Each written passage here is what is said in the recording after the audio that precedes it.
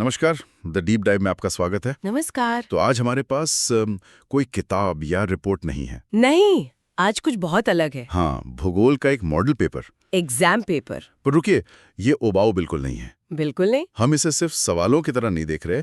ये एक तरह का एक नक्शा है।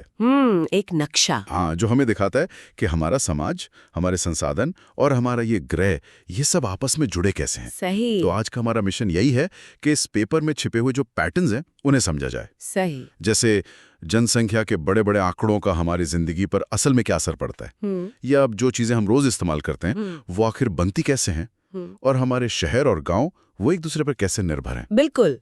ये सारे सवाल पहली नजर में बहुत सीधे लगते हैं, जैसे भारत की जनसंख्या कितनी है। हाँ।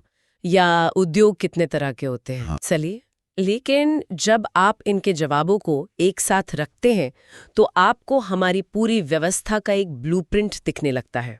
अच्छा। हर सवाल एक धागे की तरह है, और आज हम इन धागों को जोड़कर पूरी तस्वीर देखने की कोशिश करेंगे। चलिए तो फिर शुरू करते हैं। और हर कहानी की तरह ये भी इंसानों से शुरू होती है। पहला ही आंकड़ा दिमाग घुमा देने वाला। 2011 में भारत की आबादी 121 करोड़ थी। और ये तो 2011 की बात है, आज तो कहीं ज्यादा है। हाँ, और सबसे ज्यादा लोग उत्तर प्रदेश में हैं। पर जब हम ये नंबर सुनते हैं 121 करोड़, तो ये सिर्फ आंकड़े लगते हैं। असल में इसका मतलब क्या है? यही तो सबसे बड़ा सवाल है। इन नंबर्स के पीछे एक पूरी कहानी छिपी है। पेपर में जन्म दर की बात की गई है, एक साल में हर 1000 लोगों पर कितने बच्चे पैदा हो रहे हैं। अच्छा। और जब ये जन्म दर मृत्यु दर से ज्यादा हो जाती है तो आबादी बढ़ती है। इसे जनसंख्या की धनात्मक वृद्धि कहते हैं। और भारत में तो ये बढ़ोतरी बहुत तेज रही है। इतनी तेज कि इसे जनसंख्या विस्फोट का नाम दिया गया। हाँ, मैंने भी ये पढ़ा, और पेपर में इसके 3 कारण भी दिए हैं। बताइए। एक तो ऊंची जन्म दर, दूसरा घटती मृत्यु दर, और तीसरा बेहतर मेडिकल सुविधाएं। बिल्कुल। ये तो समझ आता है, पर क्या ये सिर्फ एक अच्छी बात है कि लोग अब ज्यादा जी रहे हैं? देखिए, ये एक दोधारी तलवार की तरह है। अच्छा। बेहतर स्वास्थ्य सुविधाओं की वजह से मृत्यु दर का कम होना यकीनन एक बहुत बड़ी उपलब्धि है। हाँ, वो तो है। लेकिन जब जन्म दर उतनी तेजी से कम नहीं होती तो आबादी बहुत तेजी से बढ़ती है। इससे एक स्थिति बनती है। कौन सी स्थिति? जिसे अर्थशास्त्री कहते हैं डेमोग्राफिक डिविडेंड। Demographic dividend? हाँ, देश में काम करने वाले युवाओं की संख्या बहुत ज्यादा हो जाती है उन पर आश्रित बच्चों और बूढ़ों के मुकाबले। ये किसी भी देश के लिए एक सुनहरा मौका हो सकता है, पर इसमें एक अगर है। अगर हम उन करोड़ों युवाओं को अच्छी शिक्षा और रोजगार दे पाएं? बिल्कुल। वरना यही सुनहरा मौका एक बहुत बड़ी चुनौती बन सकता है। सही पकड़ा आपने। तो मुद्दा सिर्फ लोगों की गिनती का नहीं, बल्कि उनकी जिंदगी की क्वालिटी का है। हाँ। और शायद यहीं पर डॉक्टर महबूबुल हक का मानव विकास का आइडिया आता है, जिसका जिक्र भी है इस पेपर में। बिल्कुल सही। मानव विकास का विचार ही यही है कि तरक्की का मतलब सिर्फ पैसा या जीडीपी नहीं होता। इसका असली मतलब है लोगों के जीवन में सुधार लाना, उन्हें ज्यादा विकल्प देना। और इसे मापने के लिए पेपर में 4 स्तंभों की बात की गई है। हाँ, 4 स्तंभ। ये बहुत दिलचस्प हैं। समानता, सततता, उत्पादकता और सशक्तिकरण। सबको बराबर मौके मिले, हम भविष्य का भी सोचें, लोग देश के लिए कुछ योगदान दे पाएं और अपनी जिंदगी के फैसले खुद ले सकें। हाँ, ये तो विकास को देखने का एक बिल्कुल अलग और ज्यादा मानवीय तरीका है। यही इसकी खूबसूरती है। और इसी सामाजिक स्वास्थ्य को मापने का एक और पैमाना है, लिंगानुपात।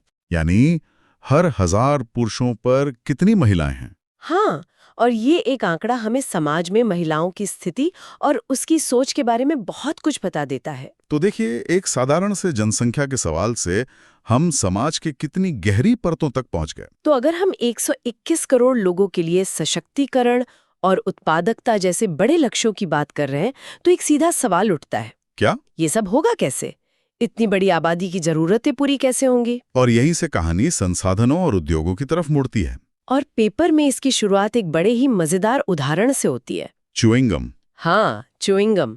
मुझे भी ये पढ़कर मजा आया। है ना? जो लेटेक्स नाम के एक रबड़ जैसे गोंद, चीनी और फ्लेवर्स से बनता है। सुनने में बहुत मामूली लगता है, पर ये हमें उद्योगों की विशाल दुनिया में ले जाता है। और इन उद्योगों में काम करने वाले लोगों को लाल कॉलर श्रमिक कहा जाता है। सही। पर जो आदमी च्युइंगम बना रहा है और जो मान लीजिए स्टील प्लांट में काम कर रहा है, दोनों का काम और अर्थव्यवस्था पे असर बहुत अलग है। वो कैसे? यहीं पर पेपर हमें उद्योगों के 2 प्रकार बताता है। अच्छा, आधारभूत और उपभोक्ता उद्योग। आधारभूत और उपभोक्ता, ठीक है, इसे थोड़ा और समझाइए। देखिए, आधारभूत उद्योग वो हैं जो दूसरे उद्योगों की नींव है। नींव? हाँ, जैसे लोहा और इस्पात उद्योग। वो स्टील बनाते हैं जिससे फिर कारें, मशीनें और घर बनते हैं। अच्छा, मतलब वो सीधे हमारे हाथ में नहीं आते? बिल्कुल। दूसरी तरफ उपभोक्ता उद्योग वो हैं जो सीधे हमारे इस्तेमाल की चीजें बनाते हैं। जैसे कपड़े, बिस्किट? या वही च्युइंगम।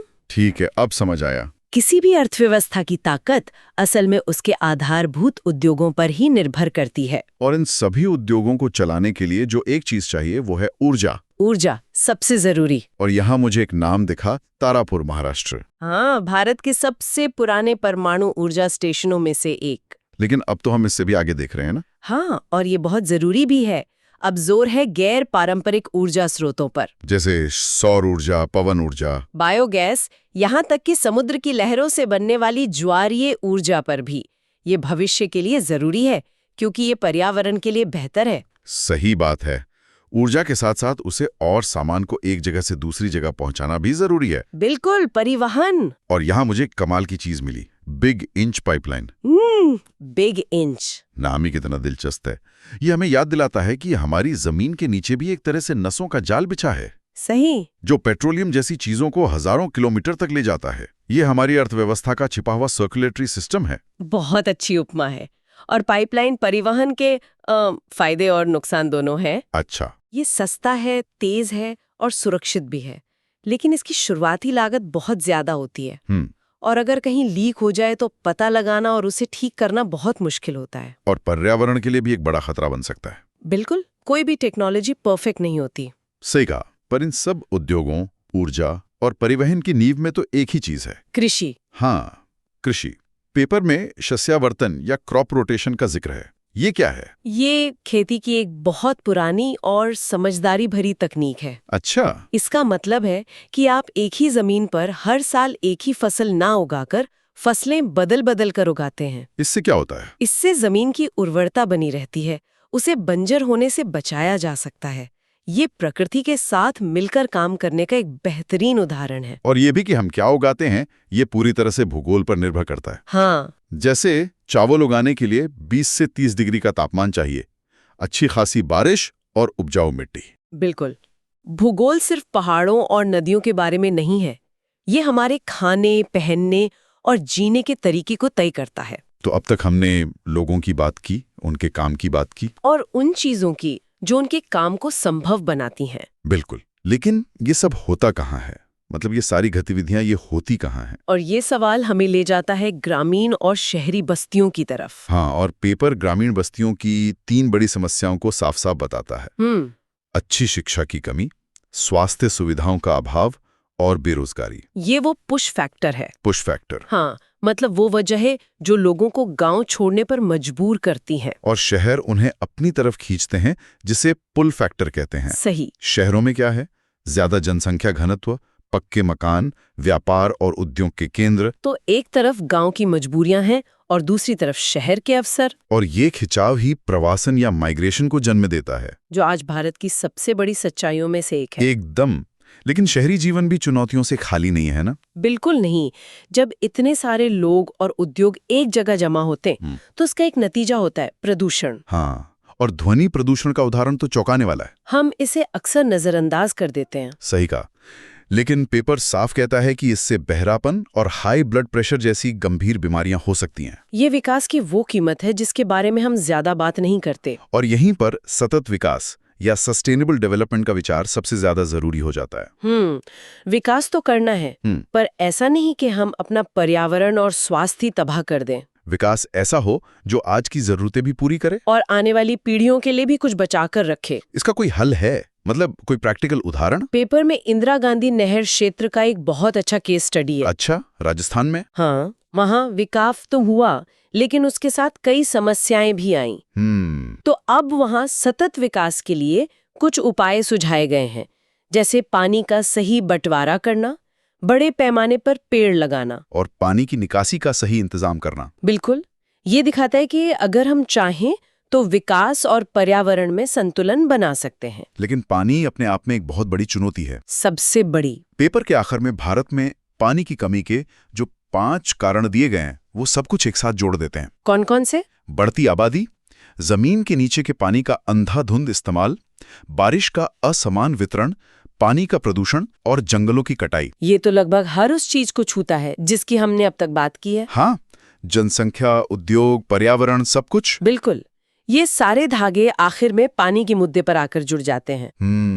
पानी का संकट सिर्फ पानी की कमी नहीं है, ये हमारे पूरे सिस्टम का संकट है। तो इस मॉडल पेपर को देखने के बाद जो सबसे बड़ी बात मुझे समझ में आ रही है, वो ये नहीं है कि भूगोल में क्या क्या तथ्य हैं, बल्कि ये है कि हमारी दुनिया एक कितनी जटिल और नाजुक मशीन की तरह है। बिल्कुल सही। जनसंख्या, उद्योग, कृषि, शहर, ये सब अलग अलग पुर्जे नहीं है, ये एक ही सिस्टम का हिस्सा है। एक को हिलाने से बाकी सब पर असर पड़ता है। आपने इसे बिल्कुल सही तरीके से सारांशित किया है। ये एक दूसरे पर निर्भरता को समझने के बारे में है। और इसी सोच को आगे ले जाते हुए मैं एक सवाल छोड़ना चाहती हूँ जो सीधे इसी पेपर से निकला है। बताइए, क्या है वो? पेपर में एक सवाल है, अगर किसान खेती करना बंद कर दें तो क्या होगा? इसका जवाब तो आसान है, खाने का संकट होगा, महंगाई बढ़ जाएगी, उद्योगों को कच्चा माल नहीं मिलेगा, पूरी अर्थव्यवस्था ठप हो जाएगी। हाँ बिल्कुल। लेकिन मैं चाहती हूँ कि हम इस सवाल को और बड़े स्तर पर देखें। बड़े स्तर पर मतलब? ये सिर्फ एक अकादमिक सवाल नहीं है, ये हमें हमारे सिस्टम की नाजुकता का एहसास कराता है। कृषि हमारी सभ्यता की नींव का पत्थर है। अगर ये एक पत्थर हट जाए तो पूरी इमारत ढह सकती है। सही बात है। तो सोचने वाली बात ये है, हमारी इस आधुनिक जटिल दुनिया में वो अगला नाजुक पत्थर कौन सा हो सकता है? अगला नाजुक पत्थर? हाँ, वो कौन सी एक और कड़ी है जिसके टूटने से सब कुछ रुक सकता है?